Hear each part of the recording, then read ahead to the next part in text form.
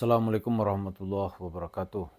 Para pemirsa, saat ini kita sudah memasuki bulan Sya'ban.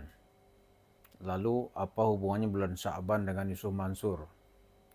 Biasanya bulan Sya'ban ini masyarakat akan membuat acara yang disebut dengan malam nisfu Sya'ban.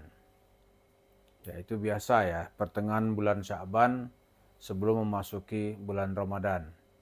Kita tentu tidak akan membahas landasan fikih dilaksanakannya malam nisfu Sya'ban karena itu akan membuat perdebatan yang panjang. Tetapi yang jelas apa yang akan dimanfaatkan oleh Yusuf Mansur di malam nisfu Sya'ban. Sebelum nisfu Sya'ban, sebenarnya Yusuf Mansur telah mulai mengembangkan cerita-cerita di mana dia akan mendapatkan uang. Di kampung-kampung biasanya suka itu. Nah, Yusuf Mansur di bulan Sya'ban tahun ini tetap dengan pola-pola yang lama kalau ada yang mengundangnya. Karena di beberapa tempat sekarang ini langkah Yusuf Mansur itu sudah dihempang. Katakanlah di Jawa Barat selama ini yang menjadi kantong-kantong uang bagi Yusuf Mansur. Sekarang di Jawa Barat itu sudah ada perlawanan Wali Songo Indonesia. Itu kiai-kiai yang tidak setuju dengan cara-cara para Baklawi menyebarkan Islam. Bahkan yang lebih mematikan lagi itu adalah adanya serangan kepada nasab Baklawi yang mengatakan mereka bukan keturunan Nabi, bahkan keturunan Arab saja tidak gitu. Sampai sekarang Baklawi nampaknya nggak bisa mempertahankan atau membuktikan bahwa mereka itu adalah keturunan dari Nabi Shallallahu Alaihi Wasallam. Nah itu di Jawa Barat. Maka di mana Habib-Habib masih diundang cerita-cerita malam nisfu Sya'ban, maka di situ Yusuf Mansur biasanya mendompleng. Tapi sekarang ada PWI, gitu. Ada perlawanan Wali Songo Indonesia, maka Yusuf Mansur akan sulit. Karena tidak hanya Yusuf Mansur yang dihadang, tapi juga kroni-kroninya, kiai-kiai yang masih berpikir seperti Yusuf Mansur. Nah, oleh Yusuf Mansur, malam ini biasanya dia tetap jualan pertama itu adalah jualan salawat. Ya kan, jualan salawat. Misalnya baca salawat 1000 kali sehari maka dosa diampuni. Itu dalil dari mana? Kalau kita cari dasar nggak ada. Salawat itu ihtiraman ala Rasul Sallallahu Alaihi Wasallam. Kita memuliakan Rasul, maka kita membaca salawat banyak-banyak kepada Rasulullah. Tapi bukan efek-efek yang lain. Misalnya dengan salawat Anda akan menjadi jadi juru kunci sorga. Gitu. Nggak ada. Dengan banyak baca salawat nanti di hari akhirat kita dikenal oleh Rasulullah. Kalau dia baca salawat tapi melakukan maksiat gimana? Dia membaca salawat tapi menipu masyarakat bagaimana? Itu yang terus-menerus dilakukan oleh Yusuf Mansur. Ya kan? Itu yang terus-menerus dilakukan. Secara pengembangan pengembangan materi, Yusuf Mansur itu sebenarnya sudah mandek. Dari tahun lalu dan tahun sebelumnya cerita itu aja. Nah, selain cerita selawat nanti bagaimana cerita membuat dia cepat kaya. Nah, ini ada perubahan saya lihat. Kalau sebelumnya kan dia langsung menarik uang sedekah, uang infak atau tabungan usaha, tabung tanah gitu. Sekarang orang nggak percaya. Cerita-cerita sedekah sekarang bisa dilemparin. Ya kan? Terus cerita tabung tanah misalnya nih. Oh dia sudah sukses mendapatkan 10 hektar tanah di daerah Sentul sana. Itu dari keringatnya TKW-TKW di Hong Kong. Ngeri nih. Kemudian apalagi yang akan dan terus dia perjuangkan. Sekarang dia jualan rumah tahfiz, nggak ada yang percaya. Bahkan rumah tahfiz itu ceritanya tuh ndobol kata orang Jawa ini, atau ndobos gitu. Ceritanya dibesar-besarkan. Padahal rumah tahfiznya mungkin 1-2 gitu, tapi ceritanya 9.000 gitu. Maka begitu diuji oleh fakta tidak terbukti. Maka sekarang kalau dia cerita rumah tahfiz, orang nggak ada yang mau menyumbang. Coba sumber-sumber keuangannya selama ini ya nggak nyumbang lagi. Karena memang selama ini oleh Yusuf Mansur sumbangan itu bukan untuk membangun rumah tahfiz, tapi membeli tanah lantas membangun warung steak and shake. Itu tujuannya. Jadi orang tahu sekarang ini, oh ternyata dia menggunakan agama ini hanya sebagai kedok saja, sebagai cover. Kalau bahasa ilmiahnya kuda Troya gitu, kuda tunggangan. Karena itu Yusuf Mansur ketika rumah tahfiznya mati aja lah, nggak ada dia bantu. Oh misalnya diserang orang rame-rame, dia nggak peduli juga, asal warung steak and shake-nya bertambah.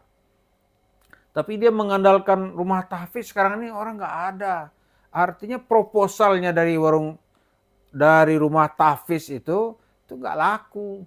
Karena memang sebenarnya tujuannya ya membangun usaha-usaha real dengan menjual isu-isu Islam.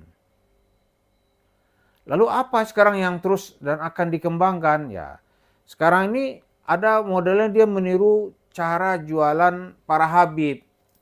Misalnya sekarang jualan parfum, ya kan?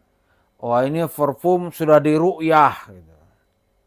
Ada nanti jualannya jualan garam, ya kan?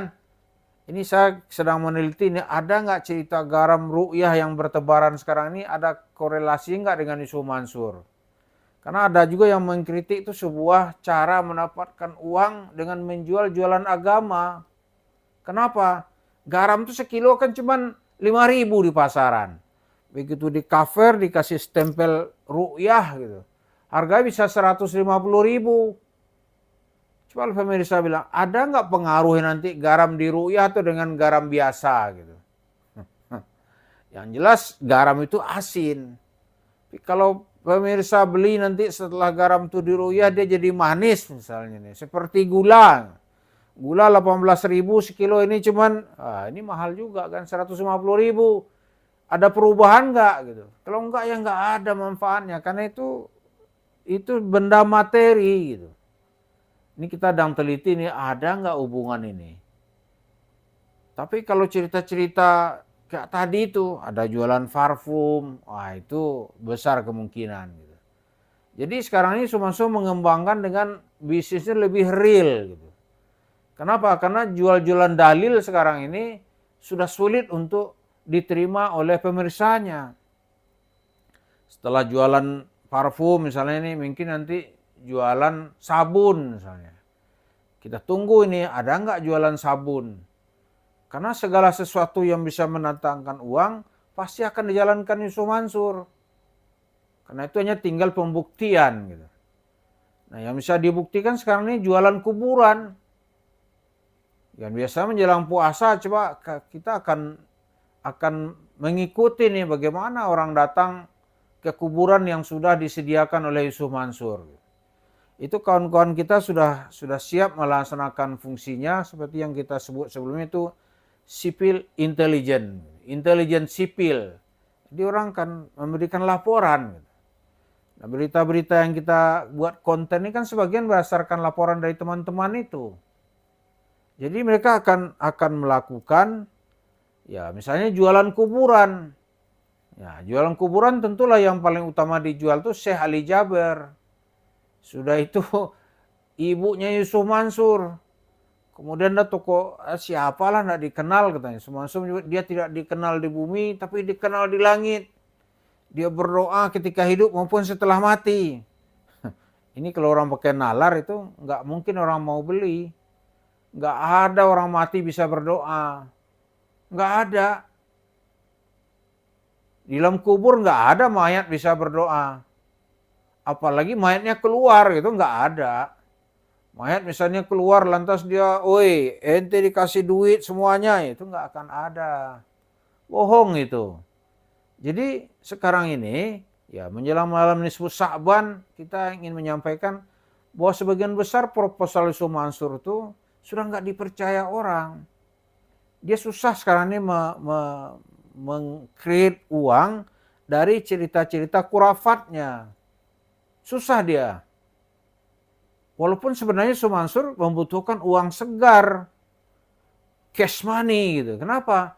Karena warung steak and shake-nya itu sekarang itu secara apa ya, secara keuangan itu banyak yang payah.